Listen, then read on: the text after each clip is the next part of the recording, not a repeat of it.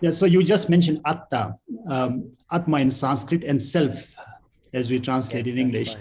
Right. Most of the people here in the audience, and also most of the people associated with the Buddha Nature project, we only know of Theravada Buddhism championing the theory of non-self, anatta.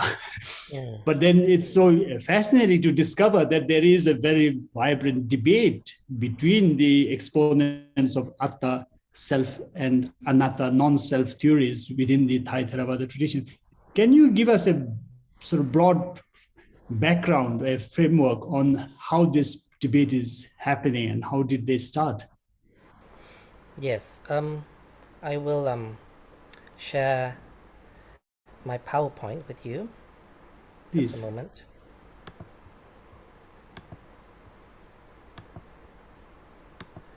So this is my PowerPoint. Just a moment. So this was the content of my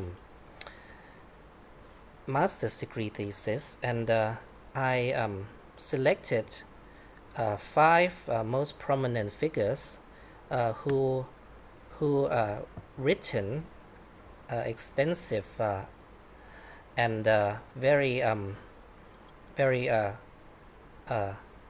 much quoted and much read arguments on both sides. Yeah, so one of the main prominent proponents of the not self side is Buddhadasa Bhikkhu, who really needs very little introduction. Very famous Thai philosopher, scholar, and a reformist Buddhist monk who based in Surat Thani, Suan Mok Temple in Surat Thani. And the second one is P.A. Payutto, who is a prolific scholar, writer, and of Theravada Buddhism, and who is currently a Somdet Pra Putthaghosacharya. And he wrote a book called the Dhammakaya case, which is as a reaction to the famous temple, Dhammakaya temple in the Bangkok.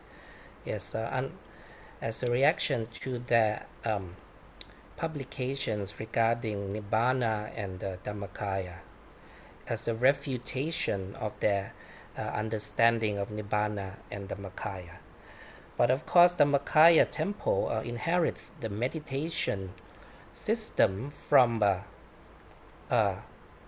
this figure, yeah, Luang Po Sot Chantasaro, who was an abbot of Wat Pak Nam, or the founder or the father of the Dhammakaya tradition, the founder of Dhammakaya or Samma Arahang meditation. So their perspective of Atta is really inherited from him. So we move on to the self proponents. One of the main person who advocated the idea of Nibbana itself was Supreme Patriarch Patisattevo, one of the few Mahanikaya Supreme Patriarch from Wat Sutat in Bangkok, and followed by the founder of the Dhammakaya tradition, Luang Po Sot Chantasaro from Wat Pak Nam.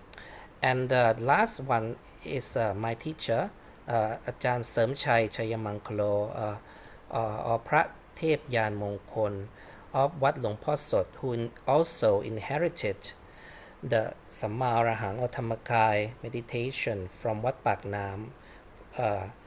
His temple is a small temple in Ratchaburi. That is a kind of branch temple of Wat Pak Nam in some ways.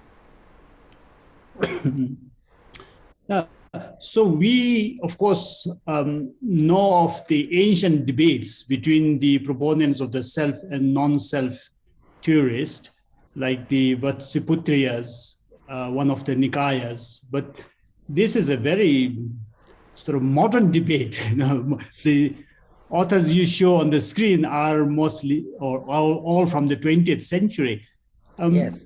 How did this theory of the self in Thai Buddhism come about in the 20th century? This debate is quite new. What has inspired or what has triggered it?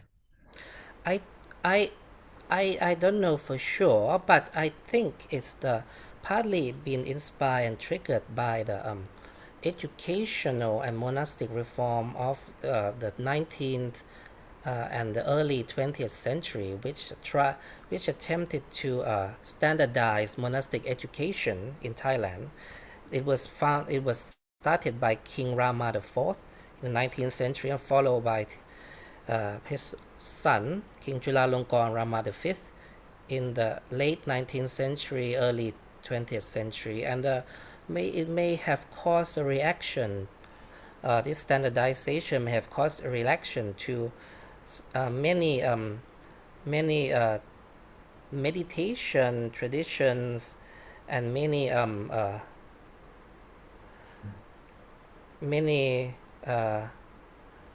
lineages which have held this perspective prior to the reform, I think.